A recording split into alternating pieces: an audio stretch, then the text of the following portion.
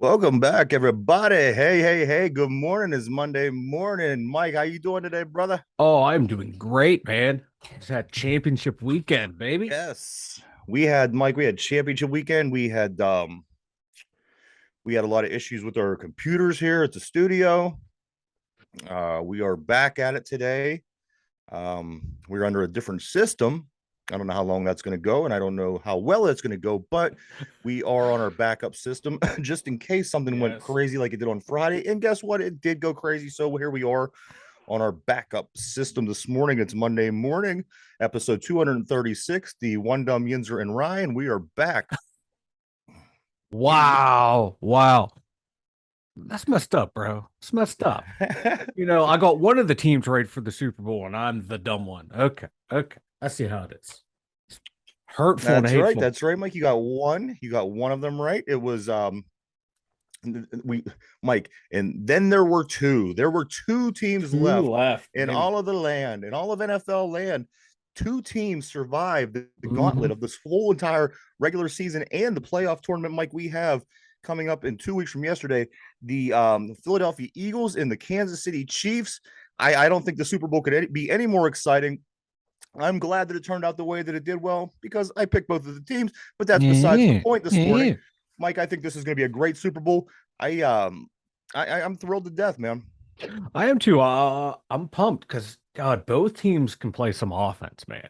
Yes. Um, right now, I'm leaning towards the Philadelphia Eagles. That defense is just nasty. It is filthy, and they don't mess around. But that offense of Kansas City, man, 30 seconds left. What do they do? Good on kick game-winning field goal. Mike, I It- thought it's I wild, thought man. that it was the perfect ending for the Bengals, and I'm gonna tell you why. They started out the season and they lost 23-20 in overtime, and they finished out their season and they lost 23-20 in overtime. Hmm. And you know what? I like both of the teams they lost to. I think this team that they lost to yesterday will be the team that carries the Lombardi Trophy when it's all said and done. So that's going to make our bets a lot easier because we already know where we're going. You like Philly, I like Kansas City, and the other team that we lost to 23-20 earlier on in the season was the Pittsburgh Steelers. So two teams that I can enjoy. I could say that, you know what, I'm glad they beat these Bungles. I'm never sold on the Bungles because they've never won anything. All they've done for 57 years is choke. I am not a Bengals fan whatsoever. Go hit the couch, creepy Joe. I was, come on, man. Don't be doing Joe Burr like that. But no, I was kind of rooting for Cincy last night. I kind of wanted to see them win. I wanted to see a Cincy Eagles Super Bowl. I think that would have been I thought it would be a much better matchup than the one we're getting. But I'm not going to complain about this matchup. My God, yet Mahomes and Kelsey, Jalen Hurts, AJ Brown. It's going to be a fun Super Bowl.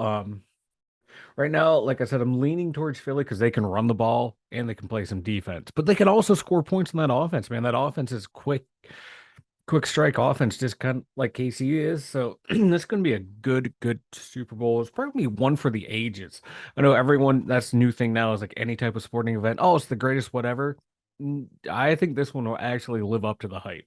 I think this is going to be one of the better Super Bowls we've seen in a long time. Mike, I couldn't agree with you more. I really think this is going to be a Super Bowl. I think that on the other hand, I'm going to take the Chiefs. I think the Hmm. Chiefs are just proven winners. Yes, they did lose a Super Bowl, but you know what? This team keeps making it back to this game year after year, 3 times, 4 years. I got to take the Chiefs. This team knows what it takes. It knows the whole experience, the lead up to the media day, Hmm. everything that comes along with it. KC is going to be ready.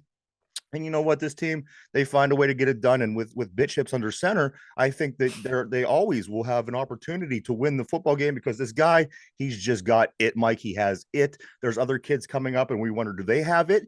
And I think that just maybe one or two of them do. But this guy right here has proven it for the past 5 years. He has it, and that's why I'm going to stick with this Kansas City team in the Super Bowl. I think Jalen Hurts is going to be that guy, that next guy. To be honest with you, I think I said this at the beginning of the year. People were talking about, the Eagles and Jalen Hurts, and I didn't see it. I had no faith in Jalen Hurts. I thought like this guy was going to be just a bum. What he did, in the previous 2 years, I thought was nothing special. I mean, looking at his stats, his first year, he a handful of games here and there, 6 touchdowns, 4 picks. Last year, his or second year starter, 16-9, then 22-6. I'm like, yeah, there's progression there, but I didn't see this leap that everyone was talking about. And my God, I was wrong, and I am not afraid to admit it. I thought he was just going to be a guy. My God, you put some weapons around him and look out. That's what all quarterbacks need. You give them a weapon here or there, and they did. They gave him weapons. They already had a sound running game, a sound offensive line. This guy's turning out to be legit. The one thing I'm that impressed by him, man. that all I teams was wrong. I was so wrong on him, and I think that the one thing that most teams that have young quarterbacks, they fall in this category, Mike. Are they going to get exposed? Is it going to be a Mhm. short lived trip? I'm still not 100% sold on this Philadelphia Eagles thing. I think that Jalen Hurts certainly has potential. Like you said, the past couple seasons have been not fantastic. There will be a time, whether it be Mhm. 13 days from now, whether it be next season, whether it be 5 seasons from now, this guy will get figured out. I don't think that he's anything special. I think he's really good. I think he's a really good quarterback. And I think what these guys have in Philadelphia is a really good team, but I don't see this being a dynasty. I don't see this being anything of that nature. I think this will be what it is. And like I said, eventually Jalen Hurts will get figured out. Eventually they will run into cap agent or cap issues, and they're going to have to shed players. I think that this is going to be a great game. Don't let me take anything away from Philadelphia for this coming game. I think that this game is going to be amazing. I think that Jalen Hurts might Mm. do amazing things. I think that it's like I said, just pound for pound, this is going to be a great game. But like I said, I'm not 100% sold on Hurts just yet. Let's see how he shows up in the big game. And again, there's you really a lot of people like to say you got to go off of what they do in the big game, which is true. But like I said, I have to see a little bit more from this guy moving forward to think that he's going to be that elite quarterback. I don't see that yet. I see a damn good quarterback with a damn good team playing damn good football. And that's where I'm at with these guys right now. That's fair. That's fair because, like we said, man, he's slowly gotten better year after year. It's only his third year in the league, and my God, I didn't realize like how good he is on the run. He has like 10 rushing touchdowns this year, I believe it's what I saw. It was a 10. Oh my God, I cannot read. Excuse me. 13 rushing touchdowns this year. This guy has to go with 22 passing. So he finds a way to get it done. And like when I watch him play, it doesn't seem like he's that guy who's always just going to go out and run and run. They use smart designed runs for him. Yeah. And I'm liking this kid more and more that I watch him. I thought, when he was coming out of the draft, I was like, nothing special, nothing special. Wrong, wrong, wrong. Wrong. I think he's going to be ready for the Super Bowl. I think they're going to win. I think the defense will end up carrying them because that defense is nasty. I think he's just going to he'll make enough plays. He doesn't seem to be rattled by the stage. He didn't seem rattled at all in the championship game yesterday. So uh, He does, Mike. I He think seems he's going to be. Yeah, I think he's that very guy. Like embraces the poised. situation. Yeah, poised and just embraces the situation. And it's not going to get too high, not going to get too low. But I think Mike, I think the AFC is the true gauntlet at this time when you're facing, excuse me, one more time, Buffalo, you're facing Cincinnati, you're facing, Kansas City. You have this gauntlet of teams in the AFC. I think the NFC, with San Francisco certainly jumps up big time. But for, a majority of the season, I think it was Philadelphia, nobody else. Maybe Minnesota, which I think we could all go back and laugh at now. Hmm. New York, that I'm not sold on. So I think the real gauntlet, the real trials and tribulations through the season comes from the AFC side. I think again, this is what's going to give the AFC that bit of advantage because at the end of the day, who did the Philadelphia Eagles? I don't know who they played during the regular season. I know they played us, but that doesn't answer anything because we didn't play that division. And I can tell you one thing: we weren't a great team for them to go by to tell if this is a good team or not. But yes, they're doing good things. They are coming forward, Mike, with a whole Hmm. shitload of momentum. They're coming into the Super Bowl, and that's what you want. You see these teams that do this from every time to time. Yeah. That one team that really hits their stride, and that could be the advantage. I think that could ultimately be it for Philadelphia. At the end of the day, I don't want Philly to win because they're Philly. But on the other hand, I have no problem with them winning as Yeah. well. If either of these teams win, I think Philadelphia would have their second Super Bowl. Kansas City would have made with their third. I'm okay with either one of them. Yeah. I'm okay with this being Mahomes and the Chiefs window, like the Mhm. Seattle Seahawks had 10 years ago. Yeah. And and you could go back. Every team or every decade has one of these teams. And I think that's what this is with Kansas City. They're eventually going to run out of steam. Mahomes is eventually going to, I mean, he doesn't look fantastic. If the guy's getting hurt, I think at some point these guys will hit that brick wall that the Seattle Seahawks hit. And but this game, Mike, for what it is, and let me give you some good things about this game, Mike. Of Okay. course, there's a plenty, but there's a lot of good things happening as well in this game. Let me get started with that today. All Andy right. Reid, Mike, this is the Andy Reid Bowl, like I knew that you would love, of course. The Andy Reid Bowl, your Philadelphia Eagles and your Kansas City Chiefs. This has Andy Reid all over it. I know that you would love that, Mike. Oh yeah, yeah. Everyone knows me. I am the biggest Andy Reid fan there is. Overrated. Also, it's Overrated. Mrs. Kelsey. I believe her name is Donna, maybe Barbara, something. No, I Mrs. can't remember. Kelsey, Mama Kelsey got two boys in a Super Bowl. She First time does. that two brothers are going at it head to head in a Super Bowl, which is really exciting. It is too. Travis, I'm sorry, good. I was gonna say these two they have a podcast together, and those two on it are a hoot, and I can't wait to hear what they have to say to each other leading up to this Super Bowl. I just want the trash talk from both teams to come from the Kelsey brothers. Yeah, Everyone else to shut up and let the two brothers go at it. I kind of fell from the graces of Philadelphia during the game when they were up 24-7, and their fans continued to throw beer cans at San Francisco players. It is what the Eagles fans do. It is what That is Philadelphia Eagles fans, do. yes. That's all These Philly people fans. They are the are worst. scumbags, but you know what? It is going to be what it's going to be. I think, again, going to be a great game. Let me move on to the next, Mike, after Mama Kelsey. Next, two black quarterbacks, Mike. It's the first Yes. Super Bowl where you got two black quarterbacks starting face to face one another. I like it. I can't wait to watch it. You're watching history, Mike. I watched Dougie Williams win it back in the 80s. It was exciting. I'm getting to watch this. So, you know what? We're lucky to be alive. We're lucky to be football fans and getting to see these great things, Mike. I know it. My God. And I'm just glad we no longer have the questions because like Doug Williams had to face back then. That now. And now we're seeing Lamar won the MVP. Doug Williams won the Super Bowl. Mahomes won the Super Bowl. Now we have these two going at it head to head. Yeah, I love to see it. It's history in the making. I love football. I mean, you want to? Do you mind if I break away for a moment? Oh God, no. Football is one of the greatest things, and you know why it is? Because I watch these games, Mike, and, I'm a generally reasonable person, I think, and I'm watching, and you got black coaches, you got white coaches, you got black quarterbacks, you got white quarterbacks, you got black running backs, you got the whole way down the list. Football is where people who have a normal sense of being can sit down, enjoy a game, and just enjoy people doing what people do at a high level. Mike, I love football. There's so much to it. It brings so much to the table. And I think just for Americans in general, football is a good thing. You know what I mean? How can you deny what they have they put together on this field and just present for us every week? And I love it. I love it. I loathe the fact that it's going to be over in a couple of weeks. Oh, it's not over. Season is just starting, baby. Yeah, absolutely. But Mike, I love football. It has always been number one in my book and in my heart. Next, quote Mike, Danny Rojas, football is life. Juju and Javon Hargrave, Mike, two ex-Steelers, getting to go at it for their chance for a Super Bowl ring. Mike, Juju, Hargrave, I like both of these guys. At the end of the day, I like to see them both win. Nah. But that's not going to happen. You're not really feeling that. What's your take, man? Javon Hargraves is actually contributing to his team. Juju is once again banged up, does nothing, disappears in big situations. I'm surprised he didn't fumble away, the Chiefs' chance to make it to the Super Bowls, because that's what he did his entire career in Pittsburgh. In big moments, Juju fumbled away playoff opportunity after playoff opportunity.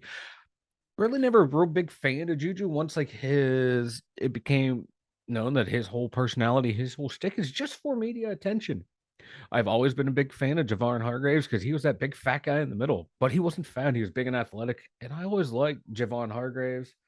And, he's a steady starter. Dude produces all the time.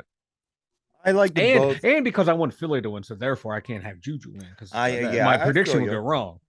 I feel you. I like Juju in this I'm just one, not a Mike. big. I was never a big Juju fan. And He's a good you know, number. the He's thing a good is, slot receiver you who didn't thinks he's a number two. you're not far off. He's not going to make any I mean, he hasn't really made much of a impact so far with this team, as far as I've seen, and it's not going to change, I think, in 13 days. But I like the guy. I wouldn't mind seeing him win.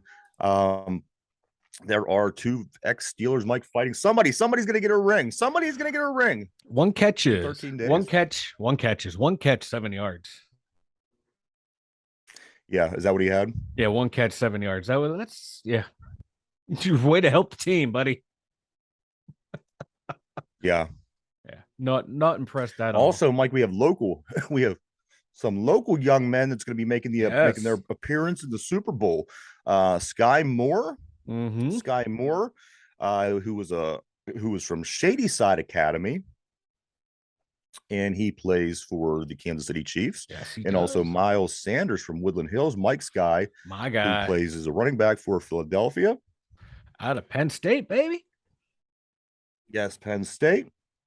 I'm going to just try to do a quick camera trick here to try to solve my issues, Mike. So just go ahead and keep talking. Okay, yeah. Oh, I went through looking up stats and I noticed your lip quivering. I thought it was because you're so afraid that my prediction of the Eagles was going to come through. But no, oh God, man. How can you not be happy for the kids that are coming from this local area, especially from Western PA? God, man, outside of Pittsburgh, there's not a whole lot going on. And to see these two be able to have a chance to win the Super Bowl, that's awesome. And obviously, I will be rooting for the Eagles because, it's my second team this year. And Miles Sanders went to Penn State, and I was always a big fan of him. I loved when him and Saquon Barkley were in the backfield together. Like when Barkley would come out, people would think who didn't watch Penn State be like, "Oh my God, they're gonna suck now that he's gone." And then everyone knew that no, Miles Sanders was just as good, and he's proven it year in year out.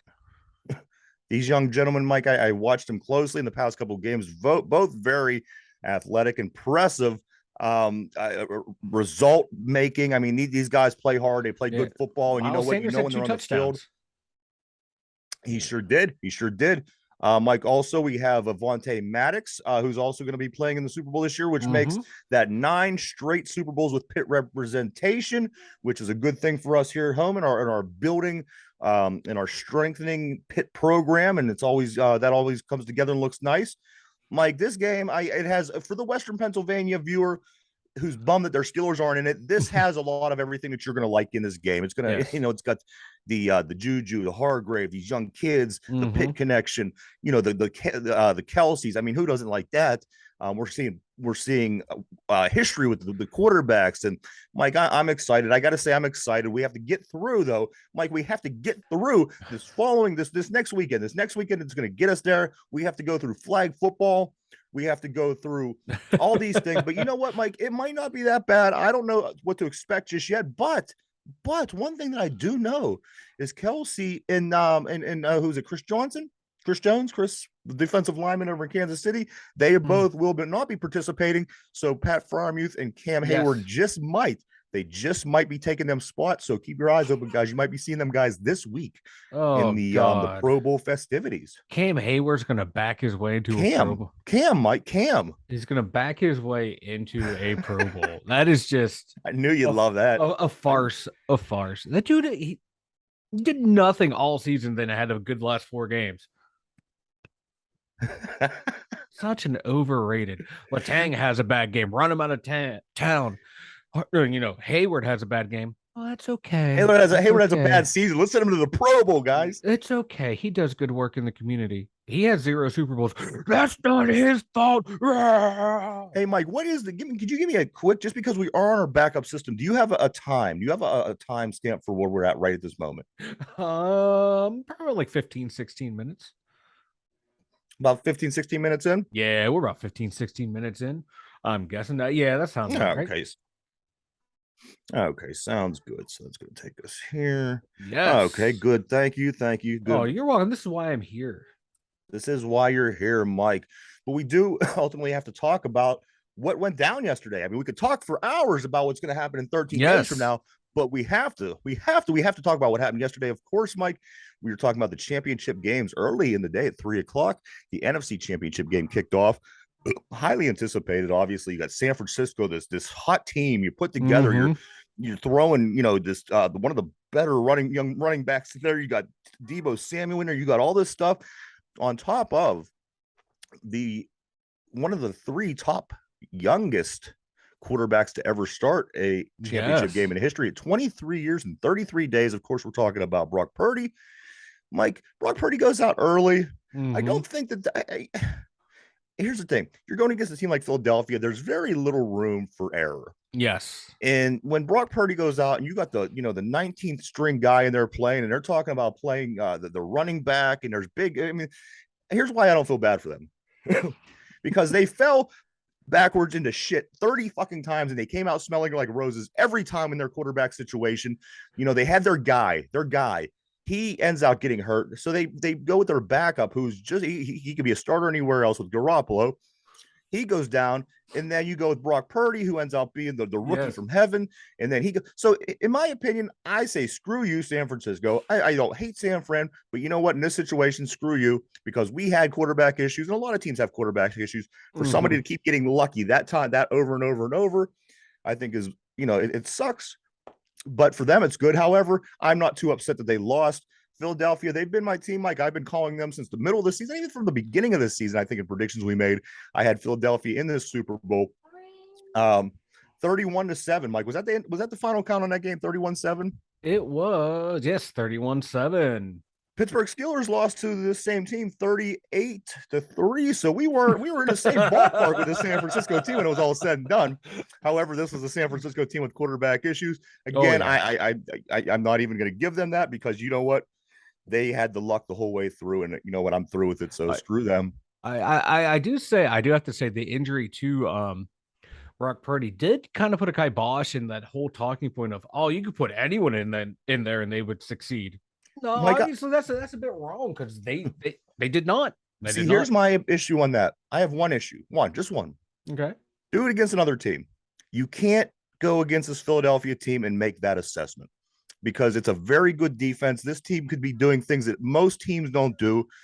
I think if you play that in another angle, to where it's not Philadelphia, or it's so I think that holds weight, but not a whole lot of weight, just because I Mike, let's stop talking quarterbacks. Tell me what you like most about this Philadelphia San Francisco game, that what really gives you confidence going forward with the Super Bowl coming up. Just the way my God, just the way that Philly defense did not stop attacking. They, in that whole team, even on offense, they did not change their game plan. They saw that this quarterback was hurt. Most teams would, hey, we have a decent lead. We're just going to take it easy. They played foot to the, pedal to the metal, foot on the throat, not giving up. They just kept attacking and attacking, and there's vaunted defense. San Francisco's like the number one rated defense, and they moved the ball. It's Damn right, a yeah. couple big plays here and there. Overall, like stat wise, only 121 yards passing, 140 yards rushing. But guess what? Timely runs, timely deep passes, were enough to move the chains. And if they can do that against the number one defense, I just imagine what they can do against that Kansas City defense. They're nowhere near as good as that San Francisco defense. So I think they're just gonna be able to not move the ball at will, but when they need to, I think they can just pound that ball, and some nice little strikes here and there. They're not afraid to throw deep, and they have the receivers that can stretch the field. I think this is gonna be Philly in a close one right now. Well, we still I have think it's what, definitely two gonna be a more weeks close till the game. Super. We have 2 weeks till the Super Bowl, so a lot's gonna change. Absolutely. The Philadelphia, the football team here, Mike, you're right. I think that you're obviously going to get a chance to, as the Chiefs are going to look at a lot more film than San Francisco had to look at, because you could go back and look at the San Francisco game, obviously, if you're Kansas City. So I think that's going to help. There's going to be definitely new Mhm. creases, new wrinkles, and new folds into the game plan for both teams. You got to expect that. Now, I think, Mike, like I said, I'm giving Kansas City the advantage because they've been proven gamers. And that's the thing that I keep coming back to. Who can Yeah. get it done? Who's a gamer? Who brings it? And who hasn't gotten it done before? Of course, everybody has to have a first if they are going to be, something special. I'm not taking that away from Philly. I'm not saying that that's not going to happen. My pick is Kansas City, of course, Yeah. but a lot of things can happen. Mike, I do like Philadelphia. If it was a different situation, if they were playing Cincinnati, I would take Philadelphia. So I'm not hell bent on disliking Philadelphia. I don't dislike Yeah. them. Their fans are a bit idiotic, but you know what? That's really neither here nor there. But Mike, I agree with you for the most part. The performance that Philadelphia was able to have was amazing. They did everything.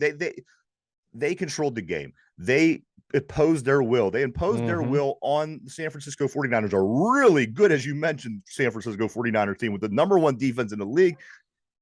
But I do think that KC has stuff that San Francisco don't, as far as strategy, game plan, and ways to attack different things. So I Yeah. think that that's going to make it a game in that sense. But for the most part, there's not really much you could take away from Philadelphia's performance and say, well, you know what, that could be what kills them, because there really wasn't much you could do that way.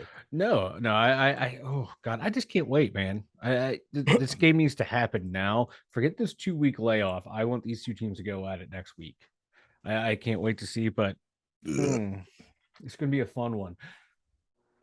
I guarantee you by the end of the week, I will talk myself into Kansas City winning the Super Bowl and then back again Yeah, because I am just that. because you were such an Andy Reid fan. I am not a big Andy Reid. Clock management is still an issue with him. Okay, why is that such a big problem still at this point with him? I don't know. It's like a lot of coaches have it. Either Yeah. you have it or you don't. It blows my mind. But here's the thing: like with Kansas City, I can see a problem in the Super Bowl. They might try to be too cute, outsmart themselves, and outsmart the other team. We saw that with that when they tried to do that lateral play. That was a design play in like what was like the first half, just out of Yeah. nowhere. It's like you're getting too cute. They in that first or second drive when they kicked those field goals, one of those should have been a touchdown, but they were getting too cute. And like you against this Philly defense, you can't settle for field goals. You're gonna have to be able to get touchdowns, not be cute, just play smart. It kind of reminded me of when Seattle was going to win their second Super Bowl and they decided to run the ball, or I mean, throw the ball when they should have ran the ball. Like, Yeah. I can just see Andy Reid and them just trying to be too cute. They do that from time to time. You're right. They did that yesterday. We were watching the game and you made the comment. I do acknowledge that entirely. They've done it in the Super Bowl before. They've done it in regular season before, and that's like you said. You don't with a team like Philadelphia. There's very little room for error, and you don't want that to be the reason why you lose. Yeah, you know imagine to lose that way. You can't you can never live that shit because your down. guys are fucking playing merry-go-round or something out of the huddle or one of these crazy things that they do. What are you doing? You know what I mean? Play football. That's why you're 1-1. Maybe you could be 2-0 if you weren't so damn goofy. Yeah, exactly. Just don't do anything stupid, and that's just a big problem for them. Like also after the dinner is eaten on Sunday afternoon at homes across the land, another game, not just one game yesterday, another game. Like they played a whole second game. And this game, of course, was between the Cincinnati Bengals and the Kansas City Chiefs. Mike, 23-20. This was as good as a game as you're going to get. I thought both of these teams really stacked up to what they were supposed to do in this game. According to the announcers, I think it was heavily favored toward the Bengals. So many times I wanted to fucking blow my brains out as they continue to go on and on and on about these Bengals and, you know, their trip to the Super Bowl and blah, blah, blah, blah, blah. I'm glad they lost for that more than anything. But anyway, Mike, this game yesterday was a classic game. It really was. Mahomes came through at the end when he needed to, making a nice run on that injured leg. And you know what? The penalty, don't hit the guy. You argue all the time that, you know, referees cost games. Yeah. The thing is, one thing I did notice about Cincy, they're very touchy-feely. They stay very physical on the defensive side of the ball, and that is going to get calls against you from time to time. Yeah. Now, if you want that to stop, you have to, up your game and stop holding people all the time. And, whether you're looking for one particular call to say that made this game or not, your season shouldn't be on one bad call. Like I says, try switching up your game a little bit. And you know what? The referees refereed 3 other teams this weekend as well. So it could have really went either way. Yeah. Like Cincinnati, Kansas City, what's your take, bud? Well, like you were saying how, the announcers that felt like they were favoring Cincinnati. The social media saying like the NFL was just against Cincinnati. Oh, how can you call that roughing the pass? How can you call that late hit out of bounds? The guy did have 2 feet out of bounds. The guy did start to lunge, before he ran out of bounds, but by the time he hit him, like his arms came up Yes. as soon as he went out of bounds. And You he have to had have the control of your he had the body. time, and the guy even admitted he's like, I can't be doing that. I can't do that. He took the blame for it. And normally on those calls, I say, why did you throw that flag? But that one, it was a clear cut of he was already out of Absolutely. bounds before he put his arms up. He did have time to stop himself. It wasn't like he was starting his motion. Then the quarterback went out of bounds and he hit him. That, like, if he would have started his motion while they were both still in bounds and touched him when he went out of bounds, I would have been like, oh yeah, that was a messed up call. This one, I think the right call was made because Absolutely. he was just far enough out of bounds. Got and then we have the oh, they kept giving Kansas City all the chances in the world on that Yeah. third down. Yeah. Yeah. The ref was actually the line judge was running out onto the field calling the play dead. Now, Yeah. a lot of people didn't hear, but what if one or two players hear that and they let up on the play? That's a not a fair competitive balance there. Like if a player on Cincinnati lets up because he sees this guy coming on the field and they throw it deep, like get a touchdown, they get burnt, play stands, that defender looks like an idiot. So it's a smart play. They were trying to correct a mistake. I tell Now, you what, all that out of the way, Kansas City, you had 30 seconds left on defense to stop this offense, and you choked. You choked. You choked. Mahomes did this last year against the Bills in the divisional round. You should have known this was going to happen. You should have designed something. I don't know, dial up some pressure, some different schemes in the passing game to slow them down. You give Mahomes 30 seconds. That's more than enough time. absolutely. But You know, I was just I don't know. this This hit game out was of it was a tight bounds. game. It was a tight game, and someone has to win, someone has to lose. And unfortunately for the Bengals, it was them. Here's the thing, Mike. When I was that out of bounds hit, you're these guys. You're not dumb. You know what I mean? Yeah. Yes, if somebody's riding the sideline and you don't know whether they're going to Mm-hmm. go in, they're out. But listen, this guy's playing the clock. The whole stadium's playing the clock. The whole Mm-hmm. the whole country is watching this team Mm-hmm. play on the clock.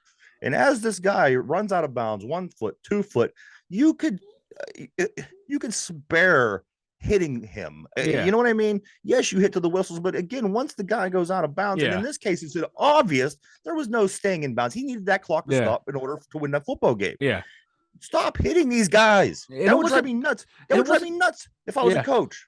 And it wasn't a malicious hit either. It just looked worse because how fast they were But can you going. hit And these guys in the backfield after a certain period of time with these quarterbacks? Aren't I mean they're protecting quarterbacks yeah. even out of the pocket in this situation. You still have Mm-hmm. to protect these guys. Yeah.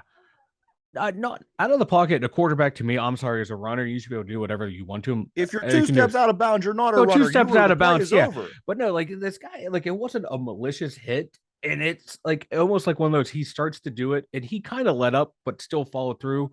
So it wasn't like he was trying to kill him. It was one of those, oh shit, In I'm your doing this type mind, of I you got think to it's be like one of thinking those if things I like in hit his this mind. guy out of bounds, that's Mhm. going to fuck up this game for us, and we're going to Yeah. lose. I Why do we guarantee continue to do this? I guarantee you, I guarantee you he probably thought he still had another foot or two to hit him before he went out of bounds.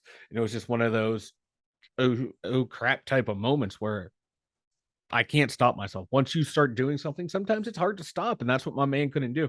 He probably was like, And because that's like I why said, your it man did. is watching the game from his Well, couch he's not this my weekend. man. I'm just saying, No, I'm saying like, this oh yeah. fella, and that's Well, why but he's like, watching the game from the well, couch. I don't know, man. Joe Burrows with 2 interceptions is kind of getting overlooked there. Maybe Oh, no, don't get me wrong. I'm not just pointing it solely at him. I'm saying all these things that they did, they bungled up like they always do. Like I've said they were going to do. uh-huh. This is the reason why you're on the couch. It was the hit. It was the interception. It was all those things. Absolutely. I'm not pointing Yeah. solely at him. Oh no, you can't Mike, just it's the blame him. Bengals. It's the Bengals, and I am fine with them losing again. They've never won anything, so this doesn't upset me one way or the other. What's that? No, I'm just laughing, man. Like this Bengals team, man. That's what it is. They find a way to lose. Every time, every single year of my life, Mike. Every They year of my life, I've seen that team screwed up one way or they another every can't get out of season. their way. But I just love how like no one's really talking about Joe Burrow's poor play in this game. Like I like Joe Burrow. I think he's one of the best quarterbacks in the league, but my God. Sacked 5 times, 2 picks, 26 of 41. I just Not can't that wait to good. see this team have to worry about paying and upping his Oh, contract and still keeping other guys on this team. Mike, it's going to Him get and Jamar interesting with them. Chase. It's going to be interesting, man, because it's That's why I back-to-back don't see years. this team becoming a franchise dynasty because Uh-huh. I mean, so far you choked twice. You got Uh-huh. to the Super Bowl, into the championship game, and Mhm. now you're going to start having other issues like this. So I'm curious to see how this plays out, Mike. This is where it all evens out in the NFL when it comes down to Yeah. the money. You know? Oh, it does too. And they only have a couple more years left on his rookie contract. They have 2 more years left on that rookie contract if they exercise that 5th-year option. So you have to win inside that window now with these young quarterbacks.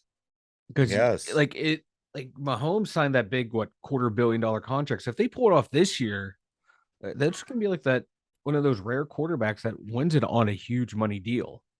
And the way the league's designed now, you have to win young at quarterback. Absolutely. Be a long time before we see another Tom Brady kind of team for Yeah, decades. yeah, where he's able I'm to like glad. where he's able to have those low contracts because his wife is richer than he is. Yeah. Mike, the Steelers. Let's you know what? Let's switch it up a little bit. We talked some Super Bowl for the first half of the show. I do Mm-hmm. have some other things I want to talk about, Mike. I know everybody's chomping at the bit to talk Super Bowl today, but we had a lot of other things going on over the weekend. We missed you guys on Friday because of technical difficulties here at the studio. So, Mike, we have 2 hockey games to catch up on. We have a pit basketball game to catch up on. Oh yeah. There's all kind of stuff here in front of me, Mike. I hardly think that there's gonna be enough time, but let's get it going, I man. don't know. The way you talk, man, you can get it all done in like 3 minutes. That's right, you son of a. All right, so the first game that we got to talk about, Mike, was the game from Thursday night, which was the Capitals and Penguins. This come down to the Penguins and Capitals in overtime. Brian Russ scored his 300th point, Yeah. which was awesome, and that goes to a shootout, Mike. Not only an overtime game, it went to a shootout where the Penguins have now lost 9 of their last 13 games in shootouts. So that's not looking good for them. I Not at have a all. theory. I think that the Smith sucks. Oh yeah, That's my theory. yeah. He's a backup. He's playing a whole hell of a lot more than he should. Yeah. And I think he's going to continue to be a problem because, again, the following night, the 24-15-9 Penguins, they take that same goalie, they take him to play the Sharks, Mike, the Sharks. And the Sharks, the results of that was no different. What was how did that game turn out? 6-4. Yeah, San Jose, you lose to one of the worst, if not the worst team in the NHL. You have a lot of soul searching to do. absolutely. And like my They God, like Malkin scored twice. Letang or Crosby gets a goal. Like the bottom half of this roster needs to step it up. Like the Stars are doing what the Stars need to do. Yes, absolutely. They're scoring every game. It's time for Hextall to get off his butt and actually make a move. See what you can do with this roster. I couldn't agree more, Mike. And the thing, like you had said, for the past couple of games, Sidney Crosby has showed up. Evgeny Malkin has showed up. Letang has showed up big time. So your big name, your big stars, your big guys, they're showing up. And some of these other guys, they do have to show up, back out there, show some results, and be productive. Because Mike, these 3 guys aren't getting it done by themselves. With Casey DeSmith back there, you need your starting goalie back. You need these other players to step up.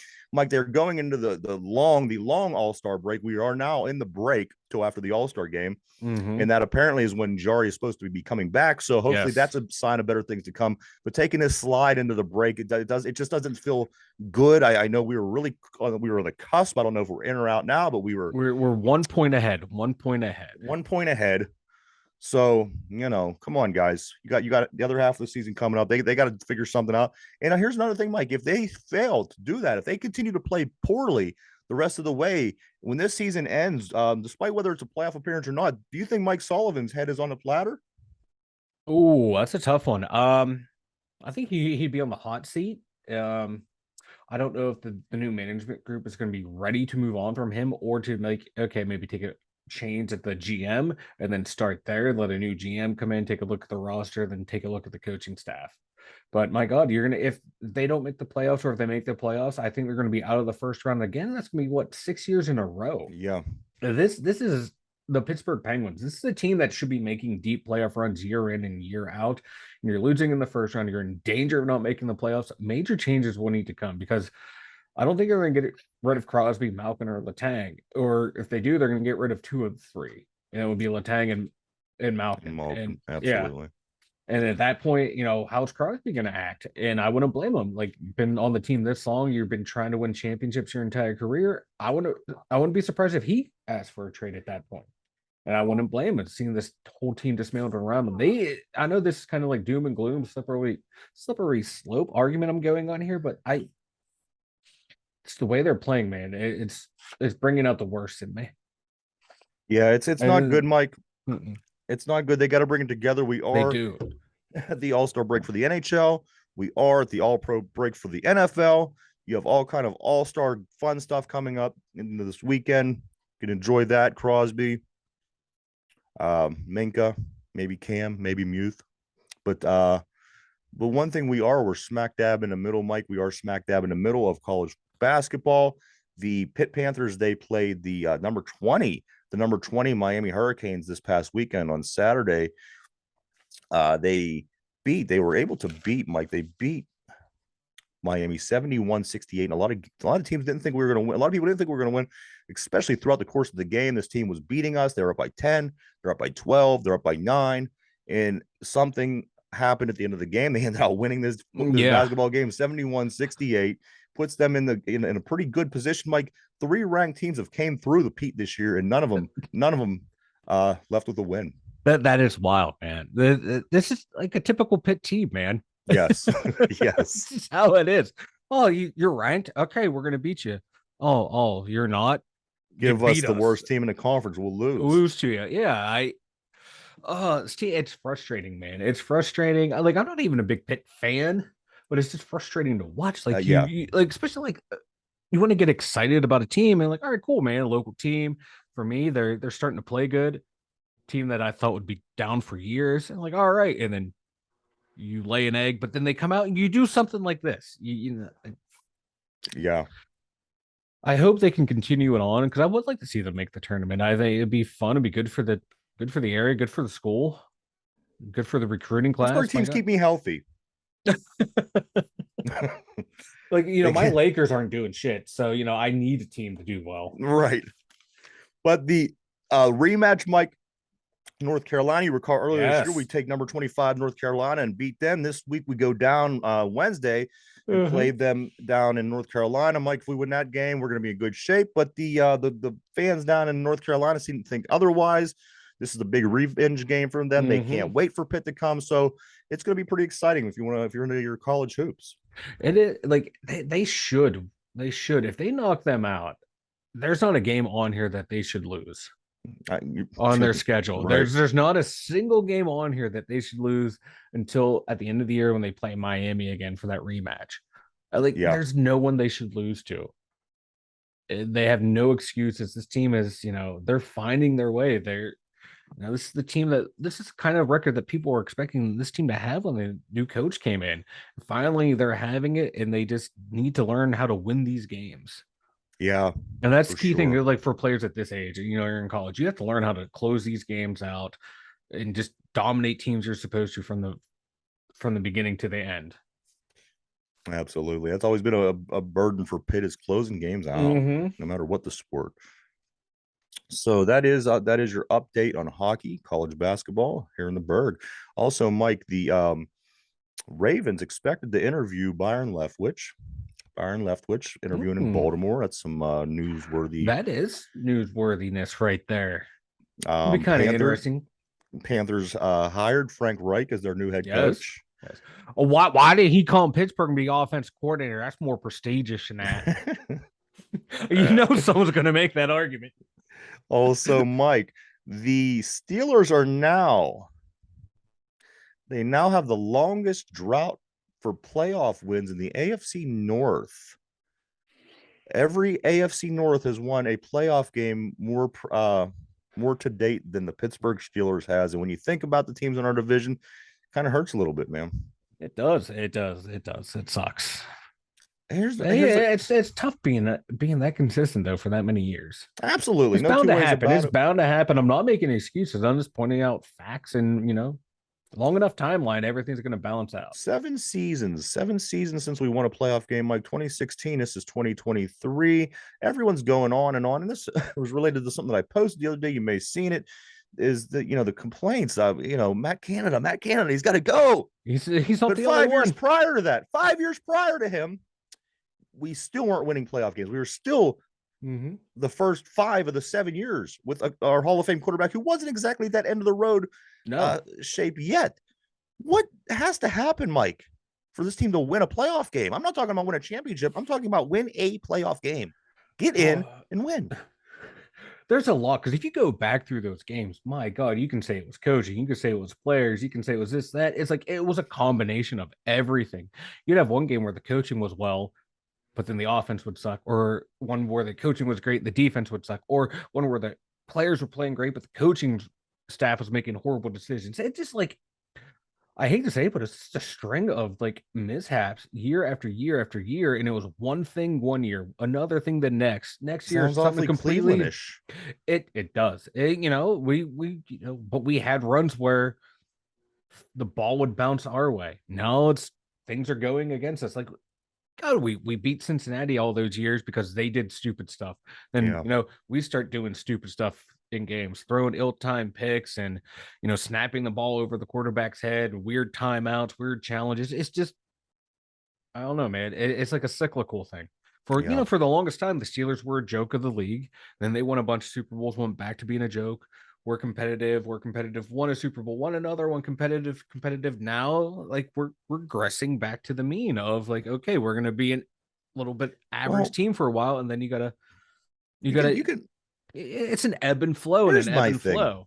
I never, ever, ever put into consideration what the league did before 1967. I just don't. Since the Super Bowls happened, and you know what? And here's the thing. I mean, because then you would have to add all these Browns championships and the Bears and the Redskins, and those things don't mean anything anymore. Once you start the Super Bowl, those things are irrelevant. So I think we've been very fortunate for 57 years with the Steelers being competitive. So yes, you are going to have some downtime, but 7 years to not win a game, and and your coach is supposed to be one of the better coaches in the league. People argue.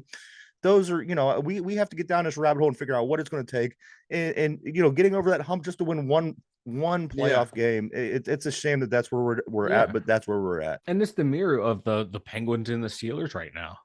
Steelers can't win a playoff game. The Penguins can't win a playoff series. It's more or less the same thing. Like, what the hell's going on? You have all the talent on the field. You have good coaches. It just seems like one thing or the other goes wrong, and then just like a domino effect. Yeah. Or the offense can't do anything, then the defense falls apart. Defense can't do anything, offense falls apart. Players are doing well, coaches do something, and it just all falls apart. It's both organizations, and it's just a weird phenomenon happening right now with both teams. Mike, the Ryan Shazier new venture is raising some eyebrows. Ryan Shazier is coming out with his own line of medical marijuana. If anybody should come out with their own line of medical marijuana, it should be somebody that had this kind of situation in life, right? Head up, Ryan. You get injured, you get hurt, you're probably on mad medication for everything that he had to go through. So I trust his taste. I trust his taste in marijuana, Mike. I don't trust his taste because I don't trust his taste in tackling. Ooh, one bad tackle and this guy gets a bad rap. No, that's how he always tackled. That's how he hurt that Bengals player. That's how he caused that fumble in that game. I might be the only person who has zero sympathy for Ryan Shazier. He brought it upon himself. Damar Hamlin did not bring it upon himself. That route, though, Mike, you really have to go after all these guys in the NFL because they all tackle a little haphazardly, in my opinion. Well, his tackle led to his own condition. So I'm just not the guy to talk. No, you can't be happy about his weed. Come on, man. No, I'll try his weed. What are you, a grump? Oh, I am a grump. That's why Ryan, I need your weed to make me feel better. So I don't think about the way these guys tackle. And I've been noticing this for years. This isn't how you're taught to tackle. These guys, the way they lunge their bodies at people, that's a very dangerous thing to do. It seems to be highly effective because you get people down, you get them down quick. But like, you are sacrificing everything by lunging your body like that, and people, which I've had a problem with for 20 years now. Me too. That's why I have no sympathy. But I will try his weed. I'm a hypocrite, man. I'm the biggest hypocrite around. Yeah, I don't know. I'll give it a shot. There is nothing that I have against trying his weed. Me either, man. Me either. I will judge him all day long on his tackling abilities because I wish he would have tackled better because he would still be damn good middle linebacker right now. I think that's why I'm Yes. more pissed I because he love. He proven. was such a what? He was damn. You know what? From the way the guy moved sideline to sideline, I've never seen Hmm. it like it on our team. Let me give you you want an interesting stat, Mike, Hmm. from a linebacker Hmm. on our team. Hmm. Levon Kirkland. Now he was Hmm. 6 foot tall, 275 pounds. More like 290. All right. So he was 6 foot, 275. Ran like the Ike wind. Taylor was CB1 for many, many years. Hmm. Okay. Levon Kirkland in 8 seasons with Pittsburgh had 11 interceptions. Ike Taylor in 12 seasons had 14 interceptions. Ike Eight Taylor should seasons, have had 50. 8 years, 11 picks. Ike, 12 years, 14 picks. Three more picks than Levon Kirkland had. Big boy in the middle of the field. I thought that was an interesting number, but you know what? It makes sense. There's nobody that's going to go, but what do you mean? How did that happen?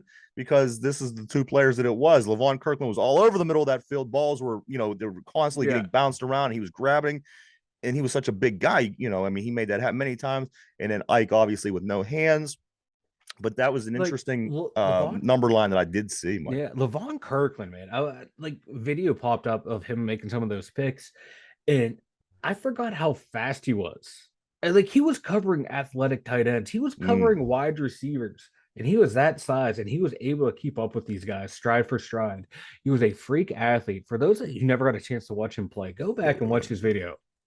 He could stuff the run, he can play the pass. He was a complete linebacker. He was a true Pittsburgh Steeler linebacker. He was a true Steeler defender. He was one of the best I've seen play at the middle linebacker position because he could do it all. I loved him. I loved him. He was that big and being able to run that fast.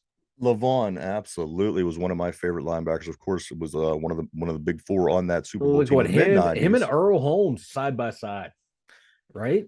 I like the Chad Brown and Chad Levon Brown on Kirkland the combo in there. And then you had on the outsides Kevin yeah, Green and Greg Lloyd was my yes, favorite, yes, but yes. Holmes was there at some point. A lot of good, great linebackers, of course, Mike. You know Hmm. that. Oh yeah, Uh, Mike. Also, what else? What else do we got today?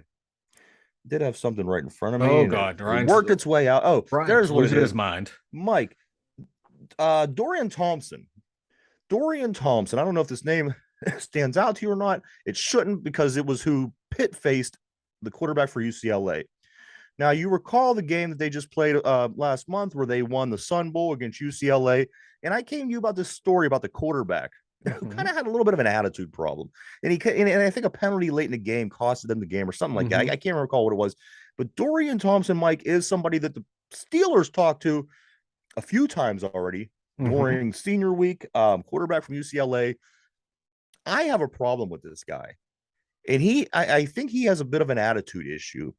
And when the guys are coming up and you spot an attitude issue right away, you think that's a problem, or do you think that maybe just maybe you could change a guy and make him think and be a different way if he would end up being on your team? You can make him change. You can like you sit down to him and you can get a sense of like, okay, is it just like the competitive nature coming out? Because like Tallman said, he's like, I don't want to have to pull out that competitive fire out of someone like George Pickens. But Now, on I the want to other be. He's like, hand, I want to be able to tamp that down and mold it, which we saw he was able to do it for with AB for what 8 9 years to contain that. So if you find somebody you channel that energy, that's a good thing. I don't disagree. I think that a player can change. However, there's just something about this kid. I don't know. I don't like him, Mike. I don't like him. I didn't like him in the game, but that's one of the guys that they have been putting some focus into, along with a couple other interesting names that I've come across. Mike, this guard from the offensive guard from USC, that Andrew Voorhees. I like Yes. this guy. I like the name. Yes. Anybody that has the same last name as Jason from Friday the 13th, I'm in. How bad can he be, right? Yeah, Um, he's one of the oh god, like number 2 rated guard, I believe, in the draft. of course, Peter Skoronsky from Northwestern, being another offensive Yes. lineman that I know that you go on and on Yes, about. yes, yes. He's Big a Ten beast. guy. And finally, Christian Gonzalez, an Yes. Oregon cornerback. Yeah, So these are some names that I see that I keep seeing pop up. While I'm doing my work, and I'm mhm. starting to look around and say, all right, Steelers might have their eye on this guy. Steelers might have their eye on this guy, seeing what we need in the draft. Those were some names, Mike. Those two offensive linemen, the corner from Oregon and that quarterback from UCLA, are four to kind of wrap your head around today, Mike. Yeah, I think with the quarterback, it's like what they always do, man. You find someone who has athletic ability, talent, you interview them, you get to know them. So down the line, a couple years down the line, someone comes available, you have a spot open, you have, a backup quarterback situation open. Okay, hey, we got to know this guy. We got to, sit down and talk to him. We have a familiarity with him. Okay, bring him in later. Not you might not get him now, but 2, 3, 4 years down the line, you might be able to pick him up. And that's what a lot of these pre-draft interviews are really important for the Steelers. They take this stuff very seriously because they know they might not get this guy, but a couple years down the line, hey, they're available through free agency, they're available through trade. And I love the way the Steelers do this, man. Their due diligence of finding players. And this is how you do it. This is how you keep building competitive rosters. Yeah, we do. We got to attack the lines, Mike, the interior lines. Watch any of these four teams yesterday. They all got good things going Oh on my the interior God. lines. This is what we need to improve our offensive line this year.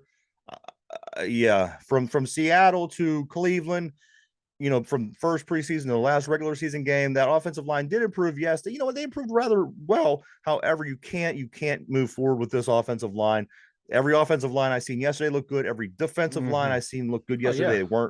They weren't aging like the defensive line that we have right now. We Yes. do have to get younger and more talented in these two spots for us to even begin to think that we can move Oh forward. yeah. This is like how many times did I say watching that Eagles game? Like, this is why you invest in an offensive lineman in the first round. This is why you look for your O lineman early this year instead of late. They Absolutely. were just moving that San Francisco front four around like they were nothing. They sure were, Mike, and that's what you need. That's what you need. This is how you're going to win football games. Mm-hmm. That's how we won them So for years. That's how we won them for years, building that strong offensive line. except for 1 year, we were a 6th seed and had the worst offensive line in the league. I don't know how in the world that Well, happened, but you have one of the best defensive defenses in the league at that year, and our rookie or our second year quarterback played lights out, getting us to the Super Bowl. who was that offensive line? I know Alan Faneca was there. How bad could the line have been? Oh, he had Faneca. Who the hell was the center? The center we got from Detroit, Hartwig. Mm, The other guard wasn't that well. The tackles were Marvell Smith and I forget who else. Max Starks. Max Starks may have been. Yeah, no, Marvell was gone by that point. I can't remember, but it was like they just kept giving up sack after sack after sack. It was bad, Yeah. but they could run block. Yeah, they sure can. They sure could. A couple other things, Mike. The Pittsburgh Pirates signed June Seek Shim. We have a Shim on the team, Mike. We have a Shim on the Pittsburgh Pirates. We signed him the other day. People were beginning to get a little encouraged by this Pittsburgh Steeler or Pittsburgh Pirate team with their signings. Mike, is there any way that the Pirates could have a more successful season than the Steelers and the Penguins this year? God, no. If you count them winning 90, not losing 100 games as more successful than the Penguins and the Steelers being competitive to the end of the year, I guess so. I just, you bring in like a Rich Hill who's 95 years old. You bring in Andrew McCutcheon who, I just want to come back and play. I think we got something going on. No, you couldn't get signed for more than $5 million by an actual baseball club. And then bring this guy in who's no. This is only the people who believe that this team is going to win are diehard fans and marks in the media that are being paid by Bob Nothing. Mm-hmm. This team is a joke. This fan base, you are a farce. The media who worships the ground Bob Nothing walks on and does not criticize him, you are a joke. Unfortunately, you're right, Mike. I don't agree with you often, but do you know what? You hit it right on the head there, buddy. Hey, when I'm right, I'm right. A couple more quick things here, Mike. We will get into, and you know what? I want to get in. We'll get into that tomorrow. That's a whole thing. Mike, we also, I believe at the end of this week, we do have the guys from Hit 'em Hard coming on. It's either going to be the end of this week or in the next week. Also, the gentleman who wants to come in and talk about a Steelers song, we will be talking to him shortly. I'm getting that all together. Everything was coming together, and then our system shuts down. So that puts us behind the 8 ball once again. But you know what? We're going to get there. As you can see, we are on our former home. And I don't know how long this is going to continue. Who knows? Who knows? So as long as yes, as long as we get to see your beautiful faces every day, it's all that matters to me. You see my beautiful face. Mike, Yeah. also, there's only 78 days left till the USFL kickoff. Mike, the USFL kickoff, obviously, that's our Pittsburgh Maulers. I'm excited about them. The Maulers, we got the XFL, we got the girls coming. Everybody's coming after the season. Mike, it's coming so fast. We have less than 2 weeks of Super Bowl, Pro Bowl weekend coming up. I'm kind of curious to see how that plays out with the new format. Mike, why don't you go tell everybody about the website? Website is 2dumyinzers.com, the number 2 DUMYINZERS.com. You head on over there. Boom, we have links immediately to the most recent episode on YouTube. God, we also, you click over into the blog page. We have the links to the Spotify episodes that just pop up. We have links to the merchandise store, Facebook, Twitter, Instas, email addresses, everything you need at 2dumyinzers.com. Also, real quick, let me fix something here on my end. Also, real quick, Mike, I do have to say I did read this morning that the original Wednesday Addams had passed away. Of course, everybody knows about the Wednesday Addams now. That's very, very popular on, I believe, Netflix in the show. But the original Wednesday Addams did pass away this morning. Wow. Yeah. I didn't realize she was still alive. No, I'm not trying to be rude because that show came out in yeah. what, the 60s? Yeah. Oh, you know, yeah. Well, yeah, she was a little girl. Yeah, she was just a little kid in the 60s. She probably like our So all right. So you ready? You want to do a little trivia, Mike? I'm ready for a little trivia. Super Bowl trivia. Super Bowl trivia. Nothing's changed. Here we go. This, Mike, is the Super Bowl question of the day. Are you set? I am ready. All right, because again, we are on our backup plan. I don't have my sounds and music and everything that I love to do with this, so we're gonna have to free ball it. Here we go. The most expensive Super Bowl ad ever was for what item? The most expensive Super Bowl ad ever was for what item? And go. Damn. This is a toughie. It is a toughie. Oh man.